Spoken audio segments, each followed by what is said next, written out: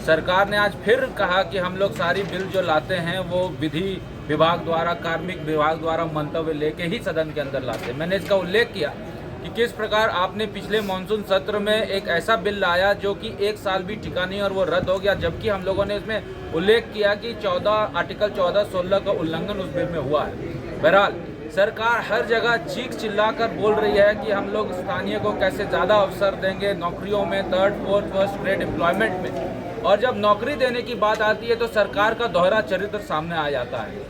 आपको याद होगा कि राज्य स्थापना दिवस में सहायक अभियंता जल संसाधन विभाग के द्वारा नियुक्तियां दी गई थी। 232 सहायक अभियंता को नियुक्ति पत्र बांटा गया था।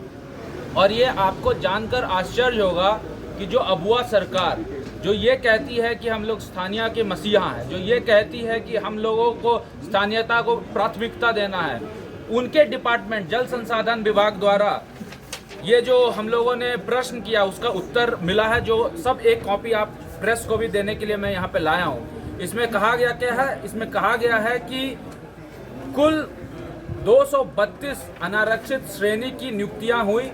125 अभ्यर्थी ऐसे थे जिनको अनरिजर्व कैटेगरी में रखा गया, जिसका 82 बाहरी है, यानी कि 65% से ज्यादा 65.6 यानी कि प्रिसाइसली 66% बाहरी लोगों को नौकरी ये सरकार देने का काम कर रही है।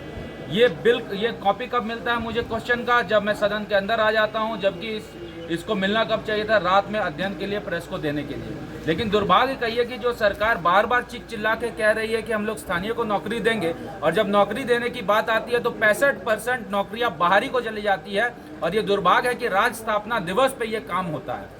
उसके बाद दूसरी बात, हम लोग ये कह रहे हैं कि क्या झारखंड के युवा सिर्फ चपरासी का काम करने के लिए हैं? क्या झारखंड के युवा सिर्फ अंडा पालो, बकरी पालो, गाय पालो, स्वरोजगार करो इसलिए है? क्या झारखंड के युवा सफाई के लिए हैं? झारखंड के युवाओं को हक देना है तो वर्ग 1, वर्ग 2 में भी आरक्षण देना होगा। वर्ग 1 और वर्ग 2 में किस प्रकार हम स्थानीय लोगों को ज्यादा से ज्यादा आरक्षण देंगे, उसकी भी चिंता सरकार को करनी होगी। सवाल मैंने पूछा कि क्या सरकार वर्ग 1, वर्ग 2 की नियुक्तियों में खतियानधारी अभ्यर्थियों को प्राथमिकता देने संबंधित नियोजन नीति बनाने का विचार रखती है? दुर्भाग्य कहिए कि सरकार कहती है कि वर्ग 1 एवं वर्ग 2 की नियुक्तियों में प्राथमिकता देने के संदर्भ में किसी प्रकार का प्रस्ताव विचाराधीन नहीं है। इसका मतलब यहाँ की सरकार सिर्फ युवाओं को चपरासी बनाने के लिए, यहाँ की सरकार सिर्फ युवाओं को सफाई कराने के लिए, यहाँ की युवाओं को सरकार सिर्फ 4th ग्रेड और 3rd ग्रेड एम्प्लॉयमेंट देने के लिए काम कर रही है, और वो भी ऐसा काम कर रही है जो कि नियुक्ति नियमावली कोर्ट की भेंट चढ़ जा रही है। तो इसलिए मुझे ऐसा लगता है कि सरकार कहती कुछ और है, करती कुछ और सदन के अंदर जो जवाब आता है वही सरकार का जवाब होता है।